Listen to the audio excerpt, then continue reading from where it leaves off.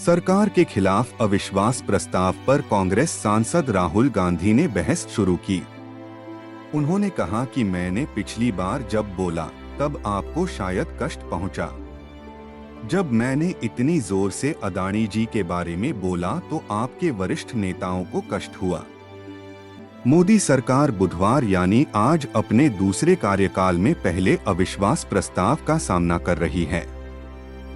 सरकार के खिलाफ इस अविश्वास प्रस्ताव पर कांग्रेस सांसद राहुल गांधी ने लोकसभा में बोलना शुरू किया।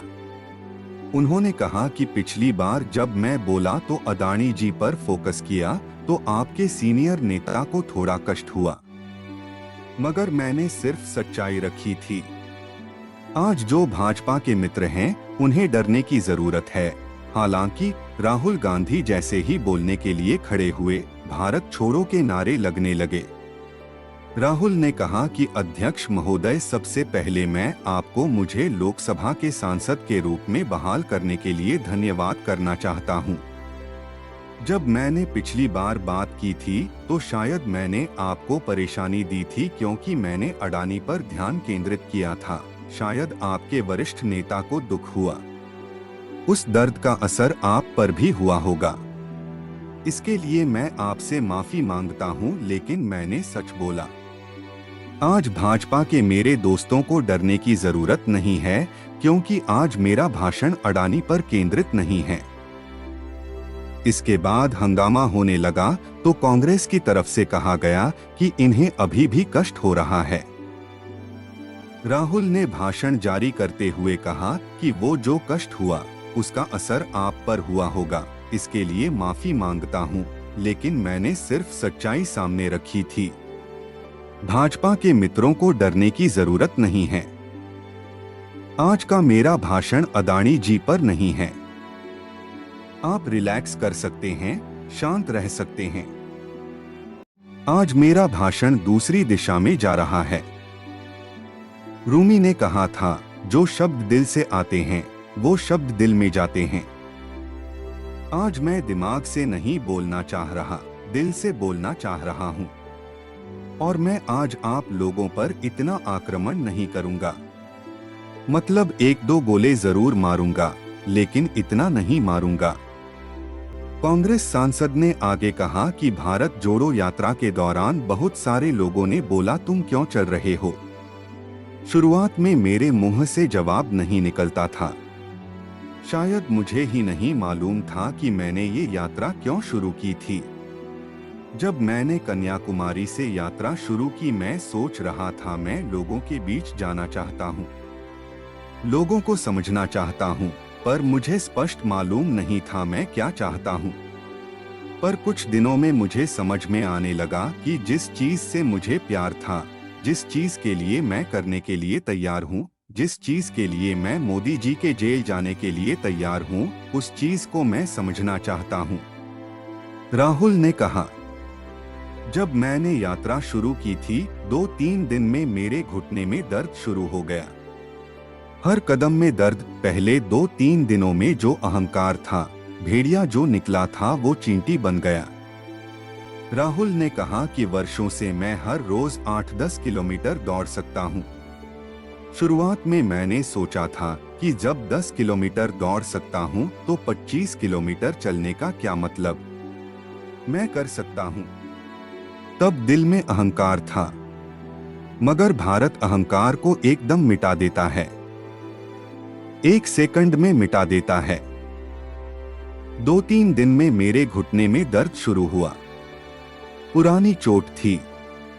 हर रोज हर कदम दर्द। पहले 2-3 दिनों में जो अहंकार था, जो भेड़िया निकला था, वह चींटी बन गया। वह पूरा अहंकार गायब हो गया। रोज मैं डर डर कर चलता था कि क्या मैं कल चल पाऊंगा। यह मेरे दिल में दर्द था, मैं सह नहीं पा रहा था। एक लड़की आती है, एक चिट्ठी दे देती है। 8 साल की लड़की लिखती है, Rahul, I am walking with you, don't worry. उस लड़की ने मुझे शक्ति दी, लाखों लोगों ने मुझे शक्ति दी। कोई किसान आता था, मैं एकदम उसे अपनी बात बताता था कि आपको ये करना चाहिए, वो करना चाहिए। हजारों लोग आए, फिर मैं बोल नहीं पाता था। जो मेरे दिल में बोलने की इच्छा थी वह बंद हो गई। एक सन्नाटा सा छा गया। भीड़ की आवाज थी, भारत जोड़ो। जो मेरे से बात करता गया उसकी आवाज में सुनता गया।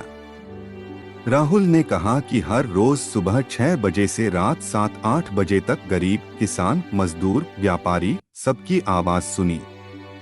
मैं बात सुनता गया। फिर मेरे पास एक किसान आया और किसान ने हाथ में रुई पकड़ी हुई थी और उसने मुझे कहा कि राहुल जी, यही बचा है मेरे खेत का और कुछ नहीं बचा। मैंने उससे पूछा कि क्या बीमा का पैसा मिला। किसान ने मेरा हाथ पकड़कर कहा कि मुझे पैसा नहीं मिला। हिंदुस्तान के बड़े उद्योगपतियों ने वह मुझसे छीन लिया। मगर इस बार अजीब सी चीज हुई। उसके दिल में जो दर्द था वह मेरे दिल में आया। जब वह अपनी बीवी से बात करता था, वह शर्म जो उसकी आंखों में थी वह शर्म मेरी आंखों में आई। उसके बाद यात्रा बदल गई। मुझे भीड़ की नहीं, सिर्फ उस व्यक्ति की आवाज सुनाई देती थी। उसका दर्द, उसकी चोट, उसका दुख, मेरी चोट, मेरा दर्द बन गया। राहुल ने कहा कि कोई कहता है यह देश अलग जमीन है, अलग मिट्टी, धर्म है, सोना है, चांदी है, मगर सच्चाई यह है कि यह देश सिर्फ एक आवाज है। अगर हमें इस आवाज को सुनना है तो हमारे दिल में जो अहंकार है, जो सपने हैं, उन्हें हमें परे करना होगा। तब हमें हिंदुस्तान की आवाज सुनाई देगी। अब आप कहेंगे कि यह बात मैंने अविश्वास प्रस्ताव में क्यों रखी? भारत इस देश के सब लोगों की आवाज है। हमें अहंकार, नफरत को मिटाना पड़ेगा। राहुल ने कहा कि कुछ ही दिन पहले मैं मणिपुर गया। हमारे प्रधानमंत्री आज तक नहीं गए क्योंकि उनके लिए मणिपुर हिंदुस्तान नहीं है। मैंने मणिपुर शब्द प्रयोग किया, लेकिन आज की सच्चाई यह है कि मणिपुर नहीं बचा है। मणिपुर को आपने 2 भाग में बांट दिया है, तोड़ दिया है। मैं मणिपुर में राहत शिविरों में गया। वहां महिलाओं से बात की, बच्चों से बात की, जो प्रधानमंत्री ने आज तक नहीं की। राहुल ने कहा कि एक महिला से पूछा कि क्या हुआ आपके साथ? वो कहती हैं कि मेरा छोटा सा बेटा था, एक ही बच्चा था मेरा, मेरी आंखों के सामने उसे गोली मारी गई। आप अपने बेटों के बारे में सोचिए। मैं पूरी रात उसकी लाश के साथ लेटी रही। विपक्ष ने कहा कि ये झूठ है। इस पर राहुल ने कहा कि नहीं, झूठ आप बोलते हैं, मैं नहीं। फिर मुझे डर लगा, मैंने घर छोड़ दिया। मैंने पूछा कि कुछ तो लाई होगी। वो बोली कि सिर्फ मेरे कपड़े मेरे पास हैं। फिर फोटो निकालकर कहती हैं कि यही मेरे पास अब बचा है। दूसरे शिविर में एक और महिला से पूछा कि तुम्हारे साथ क्या होगा। जैसे ही मैंने सवाल पूछा, वैसे ही वो कांपने लगी। उसने अपने दिमाग में वह दृश्य याद किया और बेहोश हो गई।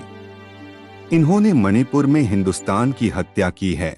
इनकी राजनीति ने मणिपुर को नहीं, हिंदुस्तान को मणिपुर में मारा है। हिंदुस्तान का मणिपुर में मर्डर किया है। मणिपुर में हिंदुस्तान का कत्ल होने का जैसे ही राहुल गांधी ने आरोप लगाया, लोकसभा में जमकर हंगामा हुआ। कई सांसदों के बीच नोक-झोंक हुई। राहुल को भाषण में बीच में रोकना पड़ा। फिर केंद्रीय मंत्री किरेन रिजिजू उठे और कहा कि राहुल गांधी ने आज सदन में जो बातें कही हैं, मैं उस पर सवाल पूछना चाहता हूं। 7 दशक तक यह होता रहा, इसकी जिम्मेदार कांग्रेस पार्टी है। राहुल गांधी को माफी मांगनी चाहिए। पूर्वोत्तर को इन्होंने बर्बाद किया है। लोकसभा अध्यक्ष ने फिर विपक्षी सांसदों से कहा कि आप जिस तरह का व्यवहार कर रहे हैं, उससे सदन नहीं चलेगा। यह तरीका ठीक नहीं है। जो सदस्य ऐसा करेंगे, उनके खिलाफ कार्रवाई होगी। मैं बहुत शांति से सुन रहा हूं। इसका मतलब ये नहीं है कि आप ऐसा करें। स्पीकर ने सत्ता पक्ष के सांसदों से कहा कि आप भी बैठिए। राहुल ने भाषण दोबारा शुरू करते हुए कहा कि जैसे मैंने शुरुआत में कहा था कि भारत एक आवाज है।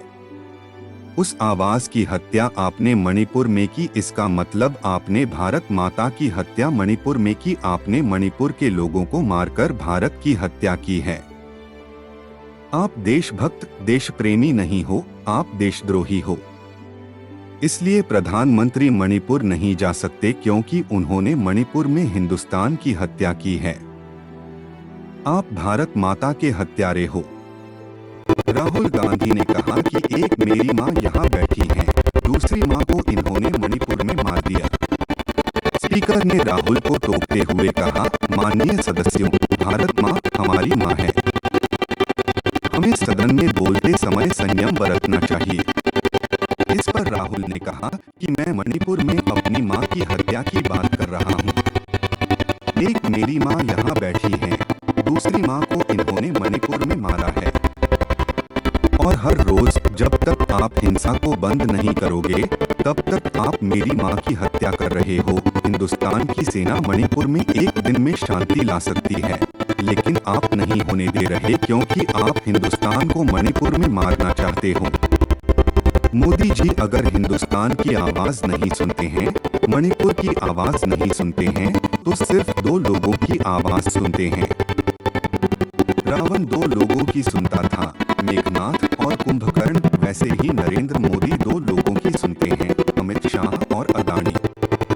लंका को हनुमान ने नहीं जलाया था, लंका को रावण के अहंकार ने जलाया था।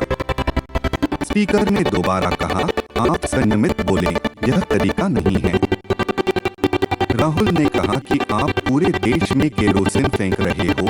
आपने मणिपुर में चिंगारी लगाई, अब हरियाणा में कर रहे हो। आप पूरे देश में भारत माता की हत्या कर रहे हो। स्पीकर ने कहा कि यह सदन है, माननीय सदस्य, आप किस तरह बोलना चाहते हैं।